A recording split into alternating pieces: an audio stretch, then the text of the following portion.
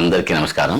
ఈ రోజు తెలుగు సాహితీ బాల సుమతి శతకం గురించి, మార్కండేయ పురాణం గురించి, ఆ కవుల గురించి కొద్దిగా చర్చిద్దాం. ముందుగా యథావిధిగా ఒక తెలుగు వెలుగుని ప్రస్తుతించే, కీర్తించేటువంటి ఒక గీతాన్ని చూద్దాం. దీన్ని రాసిన వారు ఎమ్మిగనూరుకి చెందినటువంటి ఎన్ వెంకటలక్ష్మి గారు. ఒక్కసారి వారి రాసినటువంటి తెలుగు కవితను చదువుతాను, వినండి. పొడుగు పేకవలే అల్లుకున్న జిగిబిగి అల్లిక తెలుగు, అలంకారాలతో అల్లుకున్న జిలిబిలి పలుకు తెలుగు, వ్యాకరణాలతో వంపు సొంపుల వయ్యారాల సౌందర్య సిరి తెలుగు, తెలుగింటి ముంగిట ముగ్గుల సొగసులద్దిన రంగేలి తెలుగు, 16 పరికినీ వేసిన తెలుగింటమ్మాయి తెలుగు, నవరసాలొలికించు సకల కలల సౌరభం తెలుగు, పచ్చని పంట పొలాల్లో పాడుకునే సంగీతం తెలుగు, పొలం దున్నుతూ సాగే జోడెద్దుల జావలి తెలుగు, భుషోదయ కాంతులు వెదయల్లే వెచ్చని స్పర్శ తెలుగు, ఎగసిపడే జలపాతపు జరుల సవ్వడి తెలుగు, పసుపు పారాని పూసిన కొత్త పెళ్లి కూతురు తెలుగు, పసిపాప స్వచ్ఛమైన బోసి నవ్వుల కిలకిలల తెలుగు, అమ్మ పాడే కమ్మని జోలపాట నా తెలుగు, హృదయ సంద్రంలో భావాల అలజడులు నా తెలుగు, అందుకే నా తెలుగు వెలుగు ఎన్నటికీ ధ్రువ నక్షత్రంలా, అజరామర గీతి నా తెలుగు ఎప్పటికీ శ్రీశ్రీ గీతంలా. ఈ రోజున మన కార్యక్రమ భాగంగా ఇద్దరు కవుల గురించి, ముందుగా బద్దెన గురించి చర్చించుకుందాం. సరళమైన చిన్న చిన్న పద్యాలతో చెప్పబడిన నీతులు తెలుగువారి జీవితంలో నిత్య కుత్యాలు ఎప్పుడూ వాడుకలో ఉంటాయి. అప్పిచ్చువాడు వైద్యుడు, తన కోపమే తన శత్రువు వంటి పద్యాలు తెలియని తెలుగువాడు ఉండడు. ఈ శతకంలోని ఎన్నో పద్య భాగాలను సామెతలు, జాతీయాలుగా మనము నిత్య జీవితంలో వాడుకుంటూనే ఉంటాము.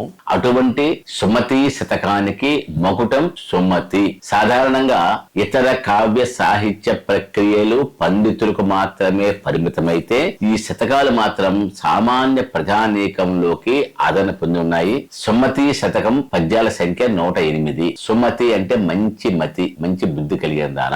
సుమతి శతకం రాసినది ఎవరో తెలియదు, ఖచ్చితమైన సమాచారం లేదు. కానీ పలు రచనల్లో సుమతి శతక కర్త బద్దెన అని వీరిని ప్రస్తావించడం జరిగింది. క్రీస్తు శకం 1220-1280 మధ్య కాలంలో బద్దెన లేదా భద్రభూపాలుడు అనే కవి సుమతి శతకం రచించాడు అని సాహితీకారులు, చరిత్రకారులు విశ్లేషిస్తున్నారు. ఇతడు కాకతీయ రాణి రుద్రమదేవి రాజ్యంలో ఒక చోళ సామంతరాజు. ఈ రచయితే రాజనీతికి సంబంధించిన సూక్తులతో నీతి శాస్త్ర ముక్తావళి అనేటువంటి ఒక గ్రంథాన్ని కూడా రాశారు. ఈ గ్రంథాన్ని మహాకవి తిక్కనకి వీరు శిష్యుడు. సుమతి శతకమున ఉన్న పద్యాలన్నీ కూడా అకారాది క్రమంలో ఉంటాయి. అంటే ముందు ఆతో ప్రారంభమైన పద్యాలు, తర్వాత ఆతో, ఈతో, ఊతో అలా ఉంటాయి. ఈ విధానానికి సుమతి శతక కర్త బద్దెనతోనే ఈ యొక్క కార్యక్రమం ప్రారంభమైంది.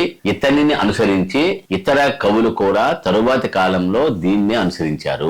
భాస్కర శతకం, వేణుగోపాల శతకం ఈ యొక్క సుమతి శతకాన్ని అనుసరించి రాశారు. పూర్తి పద్యం రాని వాళ్ళు కూడా 1-2 పాదాలను ఉటంకించడం తరచూ జరిగేటువంటి పరిస్థితి ఆంధ్రదేశంలో ఉంది. ఇందుకు కొన్ని ఉదాహరణలు. అక్కరకు రాని చుట్టము, అప్పిచ్చువాడు వైద్యుడు, ఎత్తడి బంగారమగునే, తను బలచినదే రంభ, కలునకు నిలువెల్ల విషము, బలవంతమైన సర్పము చలిచీమల చేత చిక్కి చావదే సుమతి, కనకపు సింహాసనమున సునకమును కూర్చుండబెట్టి, ఎప్పుడు సంపదలు కలిగిన అప్పుడు బంధువులు ఒత్తురు. అనూచానంగా తల్లిదండ్రులు తమ పిల్లలకి, గురువులు తమ శిష్యులకి ఈ సుమతి శతకములోని పద్యాలను చెప్పడం అనేది ఆనవాయితీగా వస్తుంది. 700 సంవత్సరాల తరువాత కూడా దీనిలోని సూక్తులు నిత్య జీవితంలో వర్ధిల్లుతున్నాయి అంటే కనుక ఆ కవి రాసినటువంటి ఆ శతకం అనేది నిత్య జీవన పారాయణంగా మారింది అని స్పష్టంగా చెప్పవచ్చు. కొన్ని పద్యాలు చెప్తాను, ఎక్కువ చెప్పను కదా, 2-3 పద్యాలు మాత్రమే చెప్తాను. చిన్నవి, సరళమైనవి, ఎటువంటి అన్వయ కాఠిన్యత ఉండదు, సరళంగా అర్థమవుతాయి. ఎటువంటి తాత్పర్యం కూడా అక్కర్లేని పద్యాలు.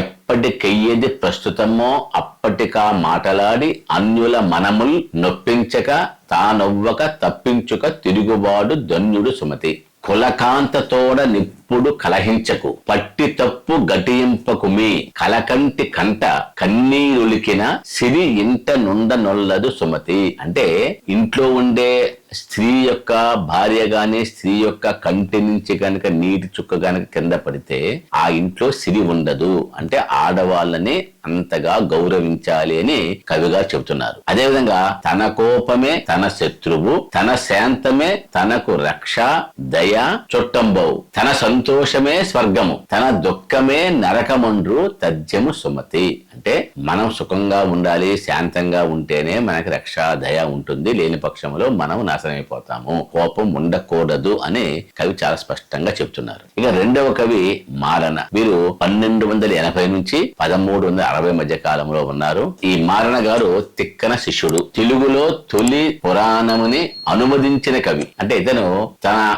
మార్కండేయ గ్రంథాన్ని కాకతీయ సామ్రాజ్యంలో కాకతీయ ప్రభు అయినటువంటి ప్రతాపరుద్రుని సేనానైనటువంటి గన్నయ్య నాయకునికి అంటే పేరు మార్చుకున్నారు. ముస్లిం మతంలో చేరిన తర్వాత మాలిక్ మక్బూల్కి అంకితమిచ్చారు. మార్కండేయ పురాణంలో 2547 గద్య పద్యాలతో ఉంటుంది. అంటే చంపు కావ్యము, హరిశ్చంద్రోపాఖ్యానము, మను చరిత్ర ఈ రెండు కూడా మార్కండేయ పురాణం నుంచే మనం తీసుకుంటున్నాము. మారన కవిత్వం సలక్షణమైనది, మృదువుగా ఉంటుంది. ఒక పద్యాన్ని చూద్దాం. ఈ సుకుమాడెవ్వడో ఇందులకెందుల నుండి వచ్చెనో భాసుర రూప కాంతి జిత భావజ చందుడితండు రాగలీలా సరసత్వంపడు కడు లాలసుడైనను చూచనేని నే చేసిన పుణ్యమెవ్వరునూ చేయరు కాముని దక్క నిలుదున్. ఈ పద్యంలో ధార ఇవి చాలా క్లిష్టతరంగా కాకుండా పదాల పోహలింపుతో చాలా సులువైన అక్షరాలతో ఉంది. అంటే ఒక అందగాడిని చూసిన తరువాత అతని సౌందర్యానికి ముగ్ధురాలై ఇతడు మన్మధుడిలాగాను చంద్రులాగాను ఆ రూపకాంతితో మెరిసిపోతున్నాడు. ఇతడు అనురాగంతో నన్ను అంగీకరిస్తే, నన్ను చేరదీస్తే నేను చేసిన పుణ్యం మరెవ్వరూ చేయనంత గొప్పదవుతుంది. మన్మథ రాజ్యాన్ని ఏకచక్రాధిపత్యంగా ఏలుకుంటాను అనుకుంటున్నటువంటి ముగ్ధ మనోహరి యొక్క ఊహల రమ్య చిత్రణ ఇది మంచి పద్యం. అంటే ఇక్కడ భావజ